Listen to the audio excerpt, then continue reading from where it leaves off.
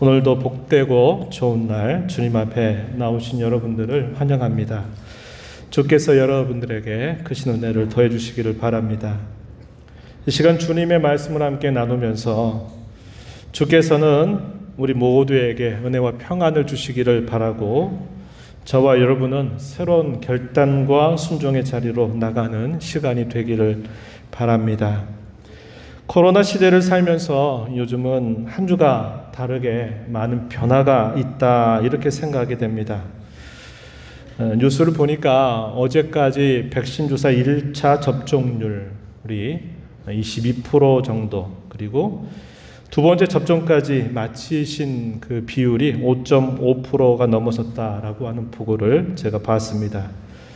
비교적 빠르게 진행이 되고 있는 상황입니다. 이런 속도로 진행이 된다면 소위 포스트 코로나 시대가 좀 더 우리에게 앞당겨지지 않을까 이런 생각이 들기도 합니다. 많은 사람들이 말한 것처럼 예전과 똑같은 일상 회복은 어려울지 모릅니다.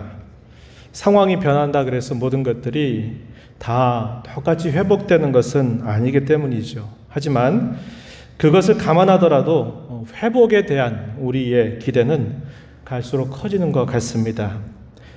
우리가 기대하는 대로 일상이 어느 정도 회복이 된다고 해도 우리의 움츠러든 신앙, 우리의 무너진 신앙은 코로나가 지나가면 다 원상태로 회복이 되는 것은 아닙니다.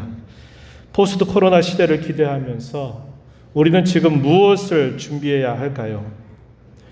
신앙의 원리라고 하는 것은 뭔가 새로운 것을 찾아가는 것이 아닙니다. 신앙의 원리는 새로운 것이 필요한 것이 아니에요. 예나 지금이나 앞으로도 마찬가지입니다. 우리는 하나님의 거룩한 말씀을 통해서 그 답을 찾습니다. 성경의 직접적인 가르침을 통해서도 그 답을 찾고, 때로는 성경에 나타나고 있는 역사적인 기록이나 어떤 이야기들을 통해서도 우리는 그 답을 찾을 수 있습니다. 우리는 다윗 이야기에서 또 하나의 답을 발견할 수 있습니다. 날마다 있는 성경의 순서를 따라서 우리는 5월부터 사무엘상, 또 6월 이어서 사무엘하의 말씀을 함께 매일 한 장씩 읽어오고 있습니다. 지금까지 읽어온 이야기는 주로 다윗의 삶에 있어서 비교적 밝은 면에 대해서 우리가 함께 주목해 왔습니다. 하지만 사무엘하 11장 이후로부터 다윗의 삶은 대단히 어두워집니다. 그 이유가 뭐냐? 그것은 그가 죄를 범하게 되고 그 죄에 대하여 자신이 처신하는 그 내용 때문에 그러합니다. 성경이 다른 많은 책들과 다른 점 가운데 하나는 결코 사람을 영웅시하거나 사람을 미워하지 않는다라고 하는 거예요.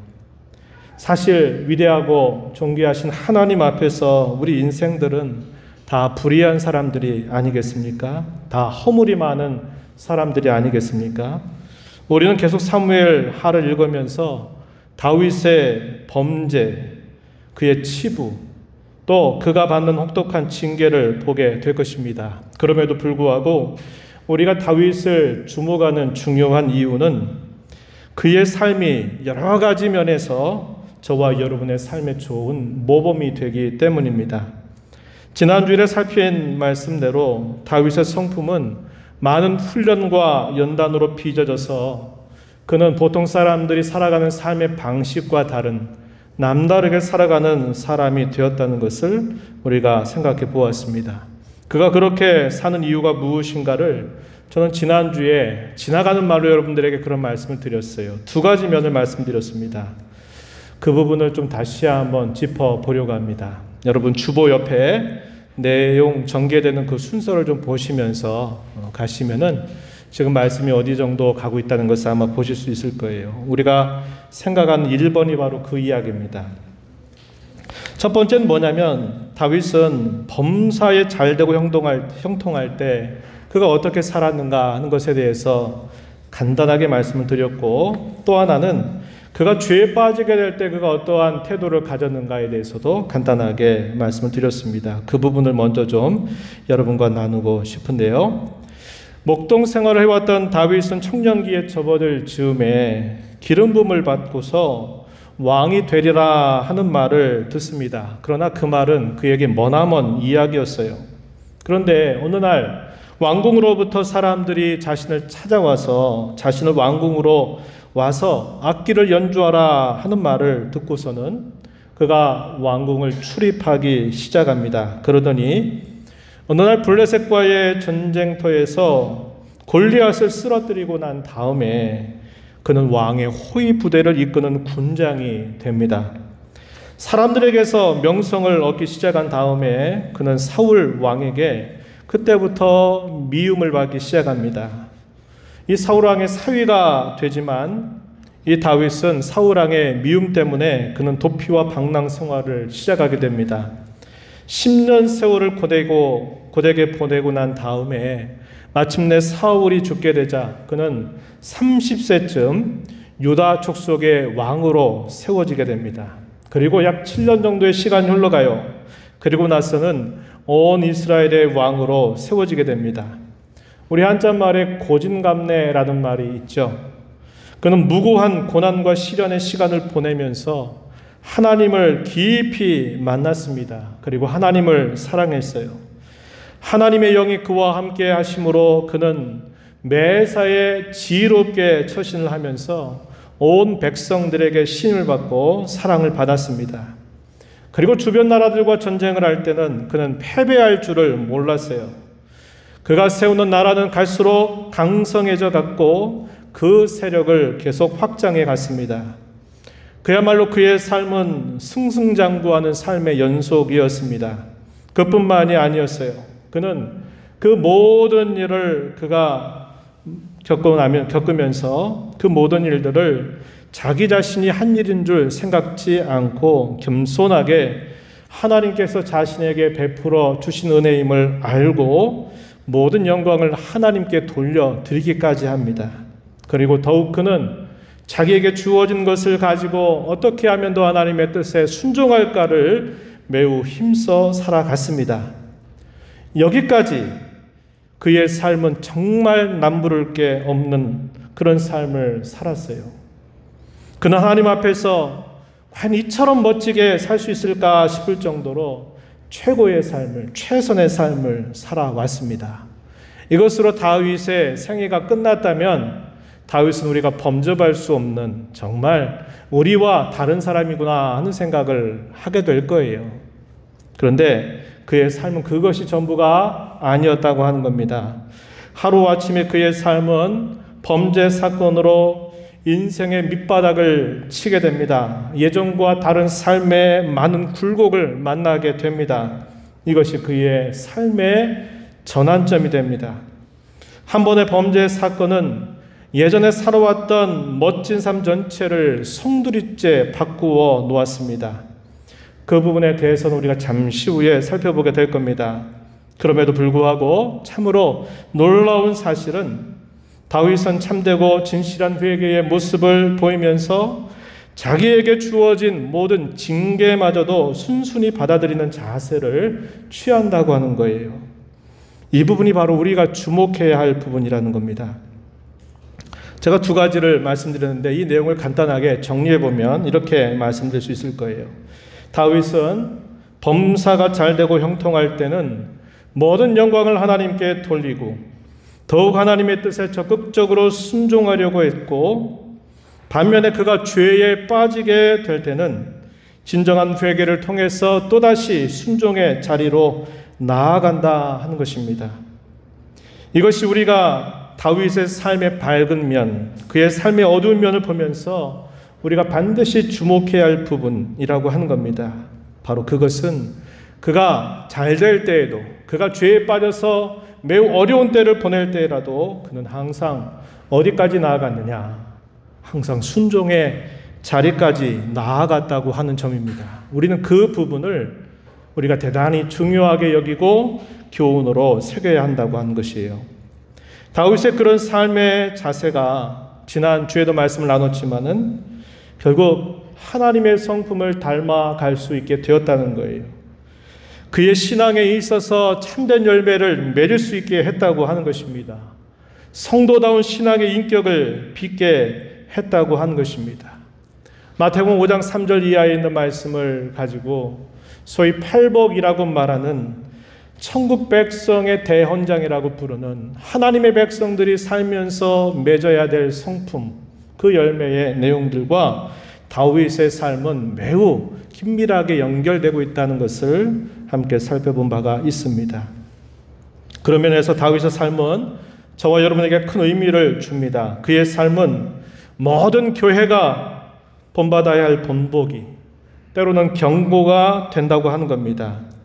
하나님께서 우리에게 이 성경을 기록해서 주신 목적 중에 하나가 성도로 사는 저와 여러분에게 본보기와 경고가 된다라고 성경이 우리에게 가르쳐 주고 있어요.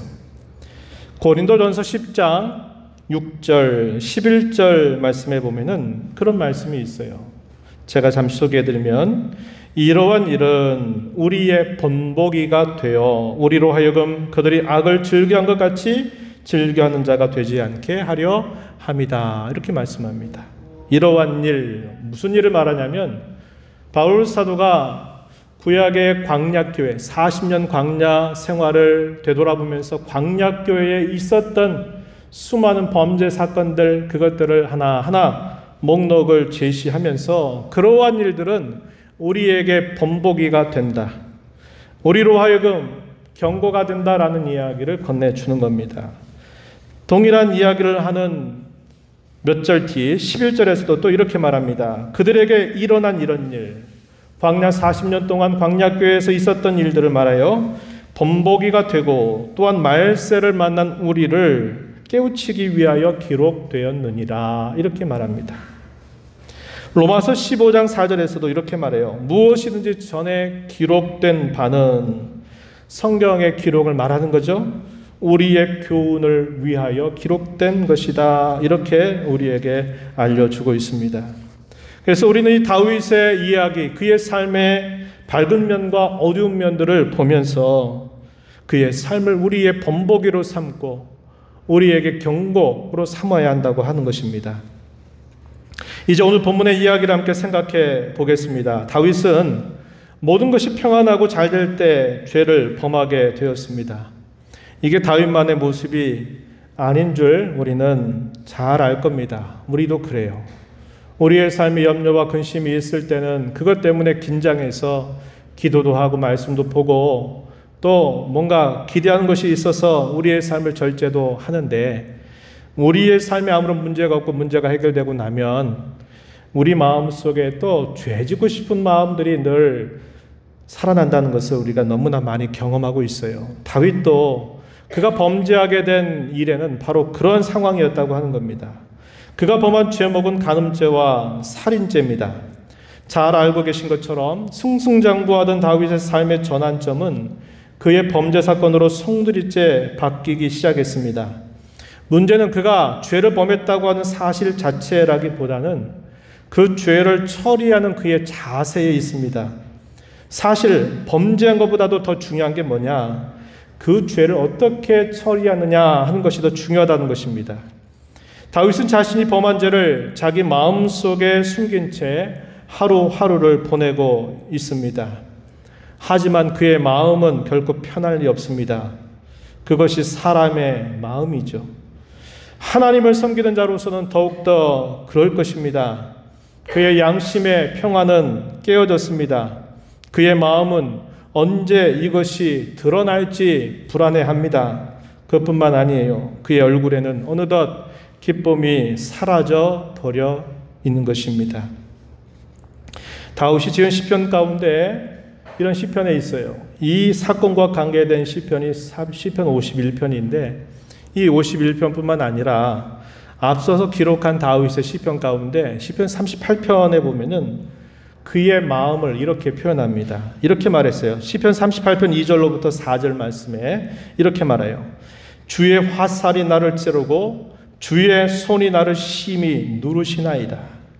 주의 진노로 말미암아 내 살에 성한 것이 없사오며 나의 죄로 말미암아 내 뼈에 평안함이 없나이다. 내 죄악이 내 머리에 넘쳐서 무거운 짐 같으니 내가 감당할 수 없나이다. 시편 51편 가운데 3절 보면 또 이런 고백을 하나님께 올리는데요. 물은 나는 내 죄과를 아우니 내 죄가 항상 내 앞에 있나이다. 자기가 아무리 범한 그 죄를 숨기려고 하고 없었던 일처럼 무마시키려고 하지만 사실상 그의 심령은 어떻다는 겁니까? 자기가 범한 죄가 항상 내 앞에 있다고 고백을 하고 있는 거죠. 51편 12절에서 이렇게 말합니다. 주의 구원의 즐거움을 내게 회복시켜 주옵소서라고 간청을 올리는데 이 말은 무슨 말입니까? 그가 죄를 범하고 난 이후로 그에게는 구원의 즐거움이 다 사라져버렸다는 거예요. 그건 그의 표정에서 나타나고 그의 얼굴에서 나타나고 있는 바였습니다. 그러던 어느 날이었어요. 하나님은 다윗이 숨겨왔던 은밀한 죄에 대해서 낱낱이 드러내십니다. 이것은 다윗을 벌 주시려고 하는 것처럼 보일지 모르지만 하나님의 깊은 생각은 그를 죄의 구렁텅이 속에서 빼내시기 위함이었다는 것을 우리는 잊지 말아야 합니다. 이 내용이 오늘 우리가 읽은 본문에 기록됩니다. 오늘 우리가 읽은 말씀 중에서 가장 중심적인 말은 나단 선지자가 다윗의 마음을 찌르는 말이었어요. 그게 뭡니까? 오늘 설교 제목이에요. 뭐라고 말하냐면 당신이 바로 그 사람입니다 라고 이 선지자가 다윗을 향해서 바로 당신이 그 사람 아닙니까? 라고 찔렀던 그 말이에요.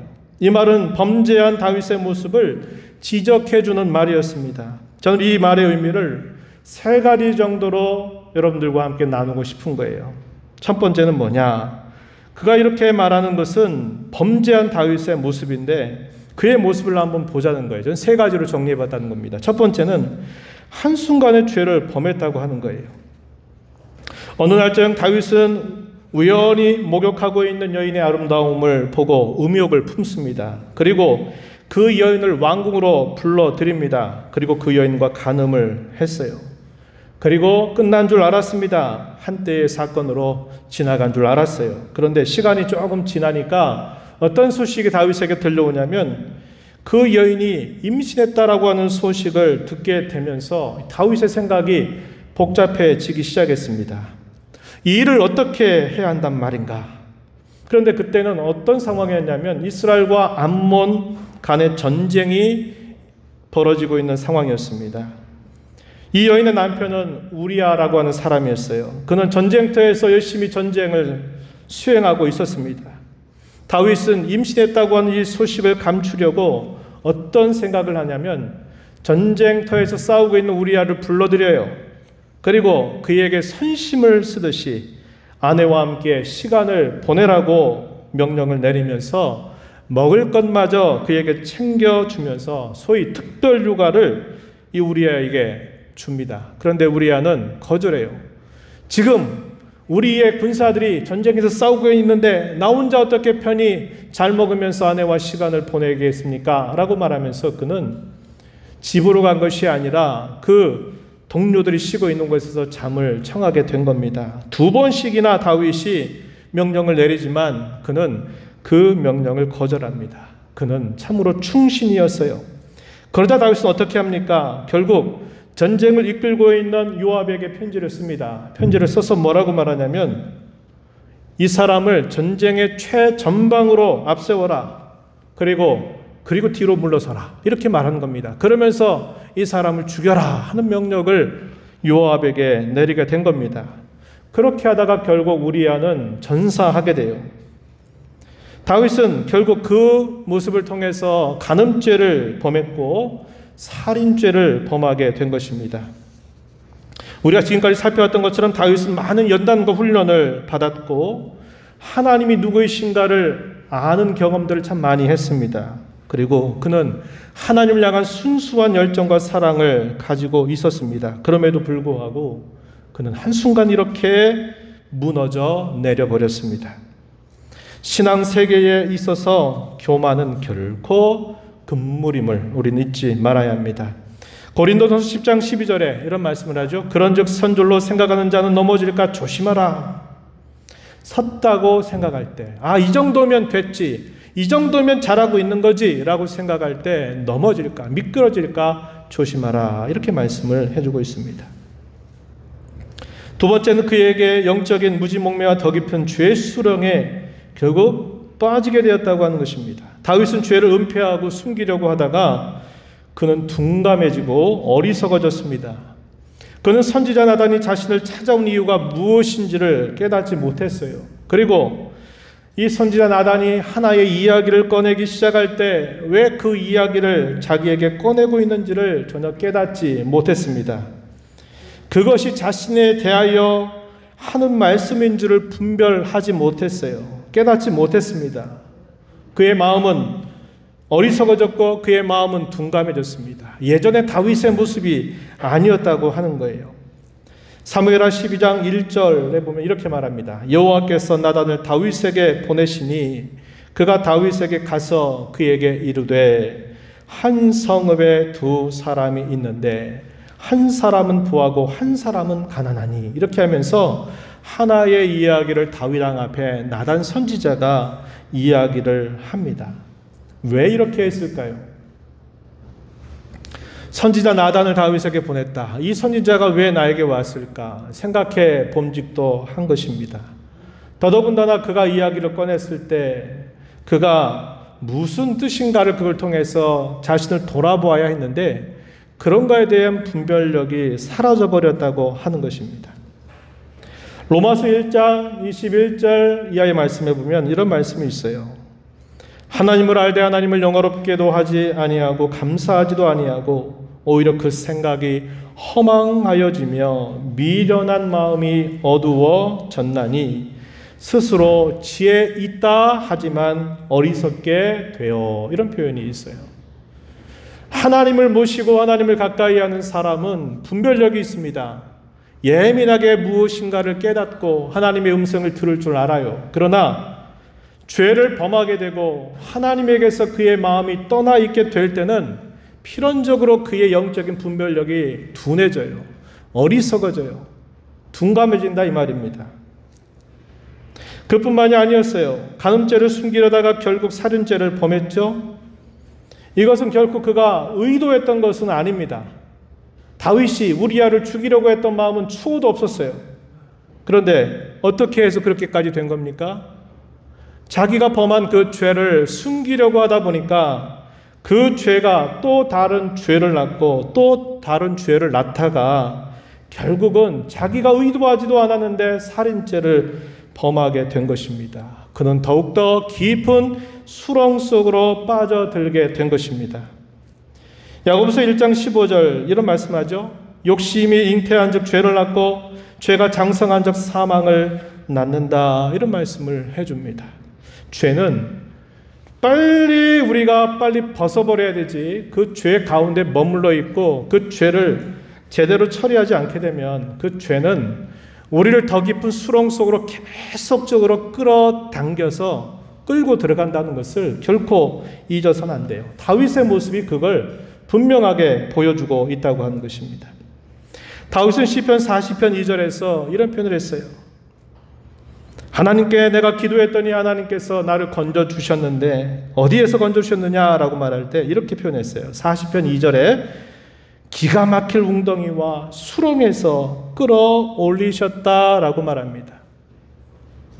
이스라엘 그 지형에서 웅덩이라고 하는 것은 이렇게 웅덩이를 파게 되면 그 웅덩이가 이렇게 판다 그러죠.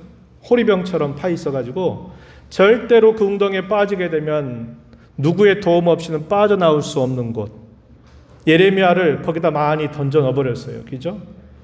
수렁이라고 하는 곳이 어떤 곳입니까? 늪이라고 하는 게 어떤 곳이에요? 빠져들었어요.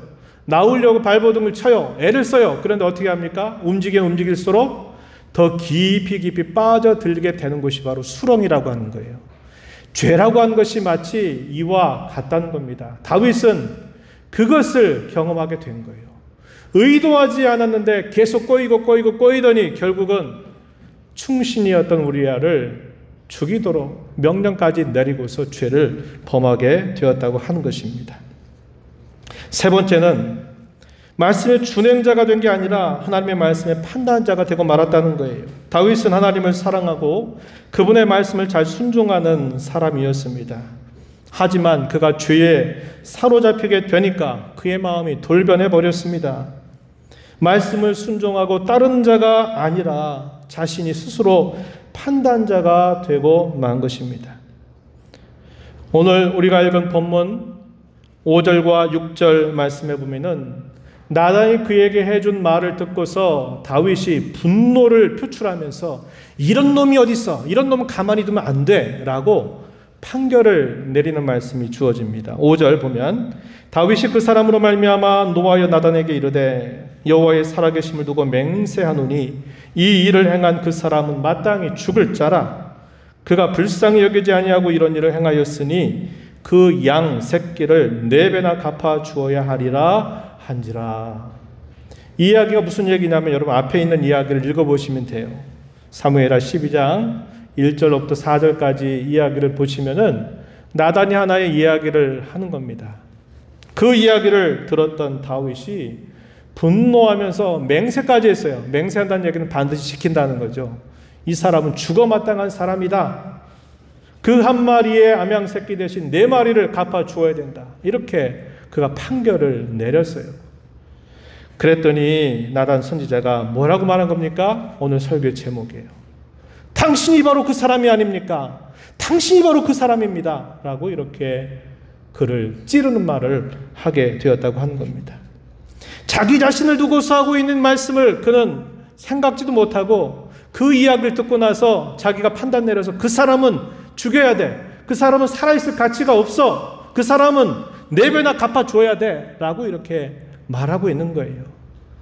자기 자신이 그 말씀을 들으면서 그 말씀을 듣고 깨닫고 돌이키고 그가 바른 자세로 나가야 될 텐데 그런 게 아니에요. 그 말씀을 듣고 그런 사람 죽어 마땅하다고 말을 하고 있다고 하는 것입니다. 야고보서 4장 11절 12절에 보면 이런 말씀이 있어요. 만일 네가 율법을 판단하면 율법의 준행자가 아니라 재판관이다. 이렇게 이야기를 합니다. 율법의 입법자와 재판관은 오직 하나님 한 분뿐이시다. 이 말은 무슨 말입니까? 우리 사람의 본분은 하나님의 율법의 준행자, 율법을 따라 살 자지 율법을 가지고 네가 율법을 세운 자도 율법을 따라 가지고 율법을 재판하는 재판장이 결코 아니다 라고 분명히 이야기를 해주고 있는 겁니다. 우리는 범죄한 다윗을 두고 당신이 바로 그 사람이라고만 생각해서는 안 될 것입니다. 그의 모습은 곧 저와 여러분의 모습이기 때문입니다. 우리가 범죄할 때 모습을 한번 생각해 보십시오. 그의 모습과 똑같지 않습니까? 다윗의 모습을 통해서 우리는 본보기와 경고로 삼아야 합니다. 첫 번째, 우리는 한순간에 죄로 인하여 무너질 수 있음을 늘 기억해야 합니다. 죄는 멀리 있는 것이 아닙니다. 우리 안에 있어요. 끈덕지게 우리가 이 땅에 살아가는 동안 끈덕지게 우리 마음속에 자리 잡고 있어요. 그뿐만 아닙니다. 우리 바깥에도 있어요. 우리가 미워하는 사람에게만 있는 것이 아니라 우리가 사랑하는 사람에게도 그 죄는 있어요. 나와 아무런 상관이 없는 사람에게만 있는 것이 아니라 나와 매우 깊은 관계를 맺고 있는 사람에게도 있어요. 그게 누굴까요? 가족입니다. 그게 누굴까요? 교우입니다. 성도들입니다. 또 누굴까요? 직장에서 늘 함께 일하는 소중한 동료들. 그들도 바로 우리에게 항상 죄를 가져다 줄 수 있는 부분이 있다는 것을 우리는 늘 기억해야 한다고 하는 겁니다. 저와 여러분은 안팎으로 죄에 둘러싸여 있음을 잊지 말아야 합니다. 그렇기 때문에 언제나 수많은 범죄 가능성이 있다는 것을 알아야 되고 내가 깨어있지 않으면, 영적으로 긴장하지 않으면 나는 항상 그 죄에 빠지게 되고 그 죄에 사로잡혀서 다윗이 드러내고 있는 이러한 모습을 그대로 우리도 재현할 수 있다는 것을 잊지 말아야 한다는 것입니다. 두 번째는 죄를 범하면 영적인 무지함과 어리석음에 빠져서 분별력을 잃어버리고 그 죄를 처리하지 않으면 더 깊은 수렁 속으로 빠져든다고 하는 사실을 우리는 잊지 말아야 한다는 거예요. 다윗이 그것을 우리에게 너무나 잘 보여줘요. 우리의 살았던 삶의 모습을 한번 곰곰하게 꼼꼼하게 되돌아보면 우리도 그렇게 보냈던 것을 알게 될 겁니다. 마지막으로 죄에서 벗어나지 않으면 내가 먼저 하나님의 말씀을 듣고 순종해야 할 자임을 잊어버리게 되고 하나님의 말씀에 대하여 취사 선택합니다. 듣기 좋은 말은 받아들이고 내가 조금 거북하고 싫은 말들은 싹 다 버려요. 그리고 나름대로 판단합니다. 또 어떻게 할까요?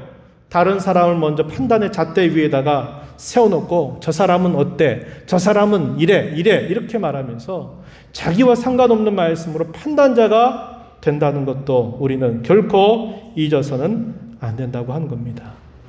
하나님께서 저와 여러분에게 왜 말씀을 들려주실까요? 그것은 너는 오늘 이 말씀을 듣고 이 말씀의 준행자로는 살아라 하는 뜻으로 주시는 거지, 이 말씀을 가지고 판단자 노릇하고 취사 선택하고 네 듣기 좋은 말만 듣고 듣기 거북한 말들은 피하여 버리고 다른 사람 먼저 잣대에 올려놓고 다른 사람이 어떡하니 이렇게 하라고 하신 것이 결코 아니라고 하는 겁니다.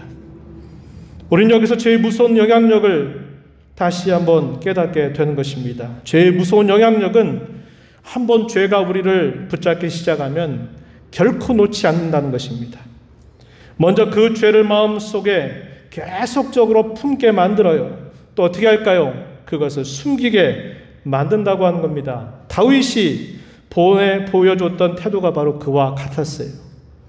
혹시 그 죄가 드러나서 부끄러움이 그에게 임하게 될 때 어떻게 반응할까요? 정직하게 받아들이지를 않으려고 합니다. 이건 모든 사람들이 공통적으로 가지고 있는 본성이에요. 어디에서 이런 사실도 우리 단적으로 볼 수 있을까요? 법정에서 볼 수 있죠. 법정에서. 누가 다 봐도 분명히 잘못했어요. 그런데 어떻게 합니까? 증거들을 다 인멸하고 그걸 숨겨내요. 그리고 증거 한번 찾아봐라. 이렇게 얘기하는 거예요. 그래, 네가 죄 졌다고 하는데 증거 한번 들이대봐. 이렇게 말하는 거예요. 하나님의 심판 앞에서는 그럴 필요가 없어요. 그런데 이 세상의 법정에서 어떻게 합니까? 죄 짓고도 그 죄가 될 만한 증거들을 다 없애버리고 나면 심판받지 않아요. 왜 그럴까요? 죄를 인정하지 않으려는 거예요. 누가 봐도 죄를 지었는데 그걸 죄로 받아들이지 않는 거예요. 그럼 어떻게 합니까? 나쁜 사람이라고, 잘못된 사람이라고 말은 하지만 법에서 빠져나오는 거예요. 우리 대한민국 국정농단으로 큰 아픔을 겪었습니다. 지금도 우리 대한민국 사회는 사법농단으로 인해서 많은 아픔을 겪고 있어요. 바로 이런 겁니다. 그런데 이런 이야기가 세상에만 있는 이야기가 아니라 우리 신앙 세계에도 이런 이야기가 그대로 있다고 하는 것입니다. 오히려 더 많아요. 우리 기독교만큼 죄에 대해서 민감하게 가르치는 종교는 없어요. 죄를 없애시려고 그리스도께서 죽으시지 않으셨습니까? 죄의 권세를 깨뜨리시려고 그리스도께서 부활하시지 않으셨습니까? 우리의 종교에서 말하는 구원은 결코 육체적인 구원 아니면 정신적인 고통으로부터 벗어나는 구원을 1차적으로 말하는 게 아니에요. 그것은 죄로부터의 구원입니다. 그리고 그 죄의 세력으로부터의 구원을 말하는 거예요. 교회에 와서 심령적으로 정신적으로 위로받기 위해서 나올 수 있어요. 그러나 기독교에서 가르치는 구원은 그게 아니에요. 내가 질병에 걸려서 질병을 치유받기 위해서 나올 수도 있어요. 처음엔 그럴 수 있어요. 그러나 기독교는 질병을 고치는 종교가 아니에요. 기독교는 죄로부터 건져내는 종교입니다. 죄의 세력으로부터 건져내는 종교가 바로 기독교라고 하는 것입니다. 저와 여러분이 구원받았다고 하는 사실은 죄에 대하여 그만큼 민감하게 여겨야 된다는 것, 죄에 대하여 단호하게 자세를 가져야 한다는 것을 알려주고 있는 것입니다. 숨겼던 죄가 드러나면 사람들은 어떻게 반응할까요? 저는 3가지 정도라고 생각합니다. 첫 번째는 변명과 핑계를 늘어놓는 거예요. 어쩔 수 없었다고. 그런 상황에서는 어쩔 수 없었다고. 당신도 그런 상황이면 그러지 않겠냐고 변명과 핑계를 늘어놓는 겁니다. 두 번째는 그겁니다. 잘못했다고 말해요. 그러나 거기에 진정성이 없는 거예요. 말로만 고백하는 겁니다. 잘못했어요. 안 그럴게요. 이렇게 지나가는 거예요. 마지막 가장 이상적인 자세는 뭘까요? 진정으로 죄의 자리에서 떠나는 것. 그것이 죄에 대한 가장 좋은 반응이에요. 그런데 우리의 대부분의 실수는 어디에서 나타날까요? 우리의 잘못은 어디에 나타날까요? 첫 번째와 두 번째에서 나타나요. 나만 그래? 넌 얼마나 잘했간? 넌 얼마나 잘했는데? 넌 그저 얼마나 했다고 나한테 이렇게 말하냐고. 이런 식으로 이야기를 하든지 변명과 핑계를 늘어놓는 겁니다. 두 번째 가장 많을 거예요. 잘못했어요. 나도 인정해요. 그러나 거기에 진정성이 없어요. 그냥 습관적으로 잘못했다고 고백하는 거예요. 용서해달라고 말하는 거예요. 근데 그거는 죄에 대한 합당한 반응이 아닌 것입니다. 하나님께서는 선지자 나단을 보내셨어요. 왜 그럴까요? 이대로 두어서는 안 되겠다. 기다리시다가 하나님이 간섭하시기 시작한 겁니다. 그래서 선지자 나단을 다윗에게 보낸 거예요. 은혜로우신 하나님은 죄를 숨기고 그로 인해서 더 깊은 수렁 속으로 빠져든 다윗을 건져 주시려고 나단 선지자를 보내셨어요. 그리고 어떻게 하십니까? 그를 통해서 그의 범죄 사실을 낱낱이 드러내십니다. 나단이 그렇게 말했죠. 당신이 바로 그 사람입니다. 그리고는 다윗에게 징계하실 것을 하나님께서 말씀하시게 됩니다. 이 징계에 대해서는 우리가 다음 기회에 살펴보도록 하고요. 이제 이 말씀을 통해서 저는 두 가지 정도를 적용하고 싶은 겁니다. 첫 번째는 뭐냐? 죄의 자리에서 빨리 떠나야 한다 하는 것입니다. 그 죄의 자리를 떠나는 것은 어떻게 떠날까요? 참된 회개를 통해서입니다. 참된 회개는 변명과 핑계를 늘어놓는 것이 아니에요. 인정하는 것입니다. 범한 죄를 슬퍼하고 애통하는 것입니다. 마음으로 고백하고 입술로 시인하고 그리스도를 바라보는 것입니다. 진정한 회개가 없다면 어떤 관계로 회복되거나 발전될 수가 없다는 것을 잊지 말아야 합니다. 그저 하나님 앞에 나오면, 그저 사람을 만나면 그 모든 것이 예전으로 돌아가는 게 아니에요. 잊지 말아야 합니다. 우리가 이런 실수를 얼마나 많이 반복하고 있는지 몰라요. 하나님 앞에 나왔어요. 그런데 범한 죄에 대한 진정한 애통과 슬픔도 없고 회개도 없어요. 그냥 나왔어요. 나왔으니까 끝이에요. 아니에요. 끝이 아니에요. 결코 끝이 아닙니다. 사람과의 관계도 마찬가지죠. 만나서 서로가 서운하고 감정이 뒤틀어졌어요. 마음이 상해 있어요. 그러다 만났어요. 만나면 그게 다 해결이 되는 겁니까? 해결되는 거 아니에요. 하나님 앞에 예배 자리에 나오면 그래, 아이고 그래도 잘했다. 하나님이 그래, 다 네 모든 죄 용서해 줄게. 이렇게 생각하실까요? 사람과의 불편한 관계와 마음이 있는데 그에 대해서 아무런 화해의 말이나 용서의 말을 건네지도 않고 가만히 있으면서 그래, 우리 관계는 예전처럼 됐어라고 말하면 그게 맞는 말입니까? 아니에요. 회개가 없이는 관계적으로 회복되는 건 아무것도 없어요. 발전되는 것도 없어요. 이 사실을 결코 잊어서는 안 된다는 것입니다. 하나님과의 관계도 마찬가지요. 성도와의 관계도 마찬가지고 모든 사람과의 관계도 마찬가지입니다. 두 번째는 순종의 자리로 나가야 한다고 하는 겁니다. 우리가 회개하는 진정한 목적은 죄의 자리에서 벗어나서 거기에 머물러 있는 게 아니고 다시 순종의 자리로 나아가는 것에 있다는 것을 꼭 기억해야 합니다. 순종의 자리로 나아가기 전에는 내가 죄로부터 벗어나는 것이 아니에요. 참으로 회개한 것도 아님을 우리는 꼭 알아야 합니다. 죄가 그렇게 쉽게 우리를 놔주지 않아요. 죄는 집요합니다.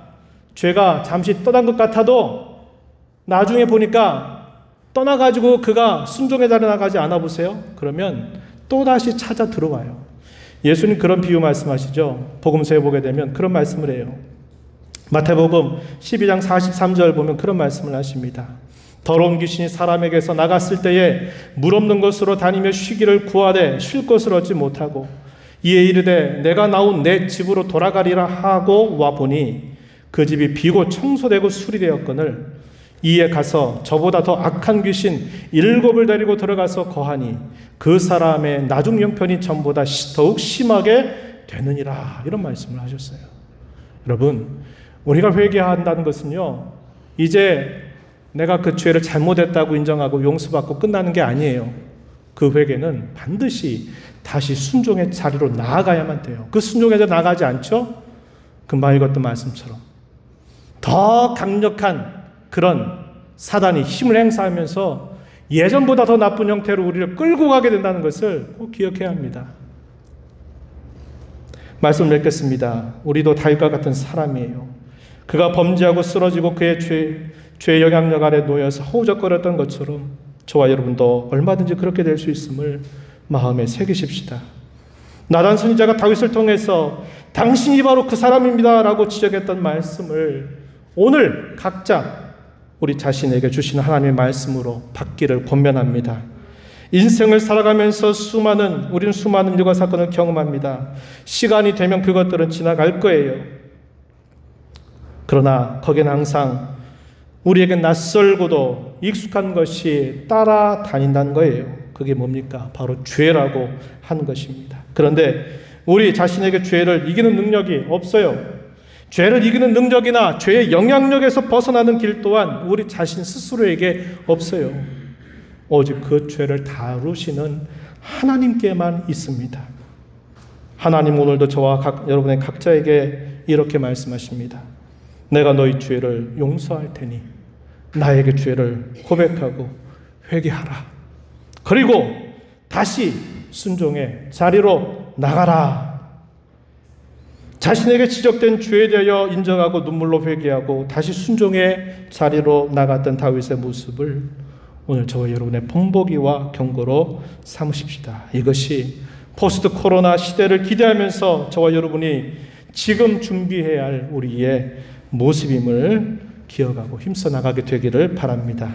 하나님 아버지, 오늘 저에게 주신 말씀을 통해서 다윗이 죄를 범하고 그 죄를 숨기려 했을 때 죄에 사로잡혀 그가 어떠한 모습을 보였는가를 저희가 함께 살펴보면서 당신이 바로 그 사람이 아닙니까? 라고 지적했던 그 선지자의 말을 저희가 함께 생각해 보았습니다. 오늘 저희 각자에게도 주시는 말씀인 줄 잘 받아서 저희들 죄를 범했을 때 그 죄로부터 빨리 돌이키고 참되게 회개할 뿐만 아니라 다시 순종의 자리로 나아가는 일에 게으르지 않는 저희들 모두가 되게 해 주옵소서. 예수님 이름으로 기도하옵나이다. 아멘.